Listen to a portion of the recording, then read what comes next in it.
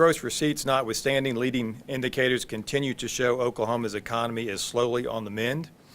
The average decline in gross receipts has slowed, and the unemployment rate is shrinking as rig counts rise along with business conditions and consumer confidence.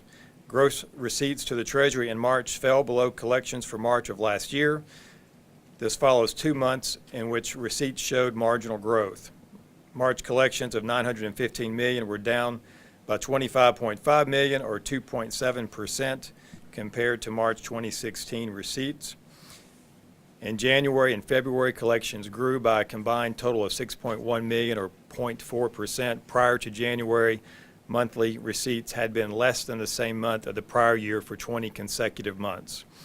Collections from crude oil and natural gas gross production taxes provided a bright spot in the monthly report as March receipts were more than double collections from the prior year and were the highest March total in 2 years. March gross production receipts were $47.9 million, up by $24.2 million or 102%. During March, collections from corporate income and sales taxes were less than the prior year. In addition to gross production taxes, individual income and motor vehicle taxes also showed growth. To recap the four major sources, income tax was down 9%, gross production was up 102.2%, sales tax was down 4.9%, motor vehicle up 4.9%, and overall, again, gross receipts to the Treasury were down 2.7%. Looking at things at our 12-month rolling average, gross receipts during the past 12 months at $10.8 billion or $632.8 million or 5.6% less than collections during the prior 12-month rolling average, and all major revenue streams still show contraction compared to the prior period. March was the first month in which online retailer Amazon began collecting tax on online purchases by Oklahomans. However, it will not start remitting those collections to the state until April, and due to confidentiality laws, the amounts reported by Amazon will not be made public. For a second consecutive month, Oklahoma's unemployment rate in February was lower than the U.S. rate. That follows 8 straight months in which the state jobless rate was higher than the average national rate. The February state jobless rate was set at 4.6%, with the U.S. rate at 4.7%, and the Oklahoma Business Conditions Index was up at 58.2. It marks the third consecutive month above growth neutral. With that, I'm happy to try to answer any questions that you might have of me. Can you say anything about what was expected to come in, or do we have to wait until the allocation formulas divvy everything up? Compared to the estimate? Yeah. That will be Secretary Dorflinger, I believe, next week when he announces the portion of gross receipts that makes it into the General Revenue Fund.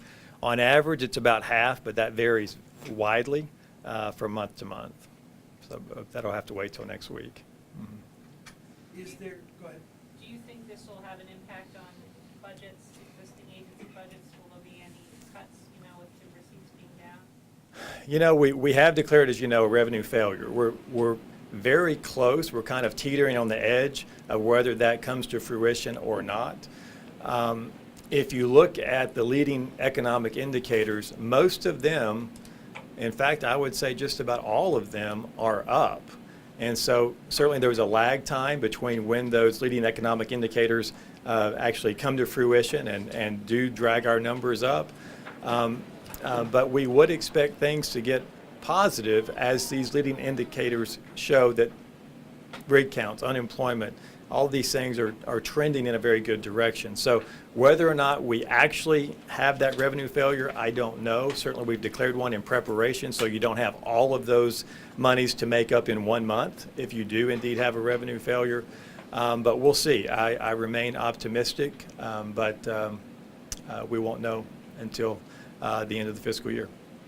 What should the people working on the budget be doing right now? I think they're doing what they should be. I think they're having some serious discussions. I'm able to have breakfast each Monday morning with the governor and legislative leaders. I was encouraged yesterday by the discussion because it wasn't a discussion about whether we should or we should not have revenue measures that are passed and signed by the governor. It was a discussion between the House and the Senate on which ones they could or could not support. I found that encouraging because the first step in recovery is recognizing that you have a problem, and I think that there is now recognition that we have a revenue problem. So I'm more optimistic after hearing the discussion yesterday morning. Do you think corporate income tax is going away after your meeting on Monday? That wasn't discussed yesterday. I can tell you just from the volatility of that revenue source, it's one that I think I said in this room a few years ago that I wouldn't mind seeing going away and replaced with something else because it's completely unpredictable and we can't really work with it very well because we miss it one month by 40% down, and the next month it'll be 60% up, and it's hard to budget on such a volatile revenue sources, as are most of our sources. So whether or not that part of the governor's proposal is enacted, I don't know. It wasn't discussed yesterday. How much is an unclaimed property after, assuming the governor signs the supplemental appropriation? How much would be left? Plenty to meet what we need to write checks. That's my duty as the fiduciary in charge of unclaimed property, is to make sure that we're not in a position where we can't pay claims back to the rightful owners. We are not in that position. But clearly the giving tree has given almost as much as it can, and we're going to have to get away from tapping that source. I have had discussions with both appropriations chairs in my office, and they recognize that they need not take any more, and they told me that after this supplemental, where we provided about $30 million towards DHS's supplemental, that they will not come back and ask for more because there has been a substantial amount of money in this fiscal year taken out. It's close to $80 million in one fiscal year, which is the most ever removed from that fund in one fiscal year. I will say on that subject, though, that I think the discussion on tapping or borrowing from the rainy day fund has been a bit misplaced. I don't believe the discussion on whether or not it is a legally available mechanism to the state finance secretary is the right discussion, because clearly the Secretary of Finance has the authority to tap all monies under the Treasury, and that is the rainy day fund, and all others are monies under the Treasury. I think the focus really should be on his need to tap that fund, number one. And so I hope that that becomes the focus on why did the Finance Secretary need to tap that fund. And it's because there is nothing in the cash flow reserve fund to make monthly allocations, which underscores the dire circumstances in which we find ourselves and the need for revenues. And so I hope that we get more towards that discussion. And also, the other side of that coin is that DHS was funded for 12 months, admittedly. Well, to me, that gets around the spirit of the balanced budget requirement in our Constitution. If you knowingly appropriate only 10 months of someone's budget, as was done with DHS and in the past has done with Department of Corrections, then you are at best getting around the spirit of the balanced budget requirement, because agencies should be funded for 12 months, not 10. And if you can't build a 12-month budget, then again, that underscores a revenue problem. And so I hope that the focus is not on something that I believe is misplaced. The Secretary's legal authority to borrow from any fund in the Treasury, clearly he has that authority. I think the focus should be on why the need to do that was there in the first place.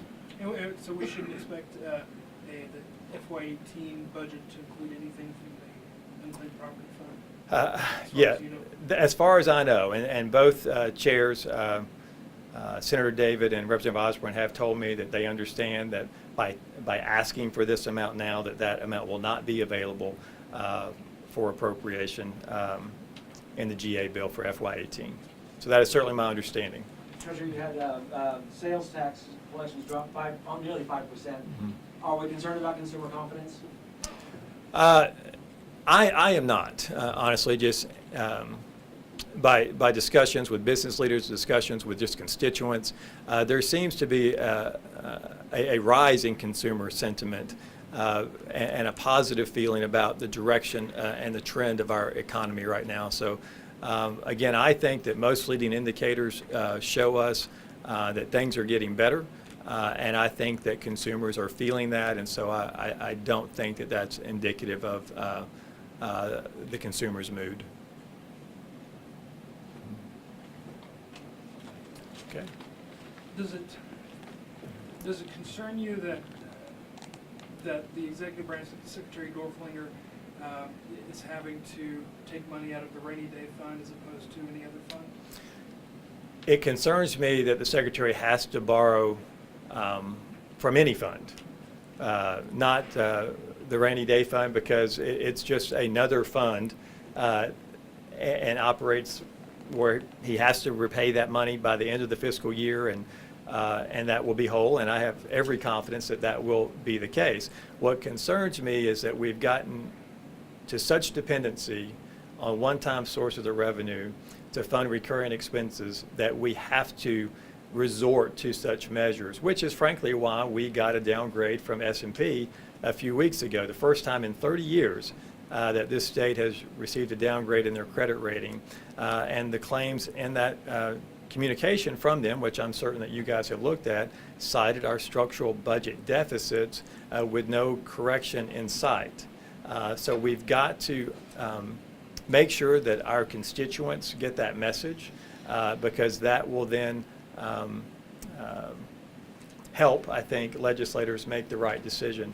Nobody runs for office wanting to raise revenue, but the burden of governing sometimes requires difficult choices. And I think that there are some very difficult choices that this legislature has to make. There are corrections on the spending side for certain, but the ones that are still left on the table are the ones that are politically difficult to do, that they have not heretofore wanted to undertake. And there are corrections on the deductions incentive side of things as well. And I think you've seen some tough action on that with the wind getting reined back, wind credits getting reined back in. And there's corrections that have to happen on the revenue side. The governor is absolutely correct. We have to modernize our tax code to reflect the reality in the economy that we live in today. Would I write the budget exactly the same way that she did? No, I wouldn't, but I absolutely applaud her boldness and her willingness to be a statesman instead of a politician by making proposals that will correct this state's fiscal problems for the long term. She's offered one roadmap to get there. There are others as well. The legislature will come with some good ideas, but the governor has proposed some good ideas as well, and so I hope that they will go through that executive budget and look at ones that they can support, ones that they can't, and have a true compromise and a responsible budget that will set us on a course for prosperity that this state can achieve, but it will take leadership and it will take difficult decisions this session. If those difficult decisions aren't made this session, I do believe that this governor is prepared to send the legislature into special session, and frankly, I think if some very tough and responsible fiscal decisions are not made, that she should do just that. Should an increase in the gross production tax be part of that roadmap? From what I've been told from the appropriations chair is everything is on the table. I can tell you that was a discussion yesterday as to whether or not that should be on the table. And so I believe that that is being discussed. I believe that some service tax expansion into some services is being discussed. I believe that the governor's proposal on the gas tax is being discussed. I believe the cigarette tax is still being, so all of these things I think are on the table, and I think any of them could happen. It just depends on where the two houses come down. Would you like to someday have the role of crafting the executive budget? I would like for them to advocate that to me today. So if they just want to, leave it to me, I'd be happy to write that, because I would certainly love to put my stamp on it. I certainly have my priorities and goals that I would like to implement. So I would give the legislature off next week if they would just tell me I could write the budget.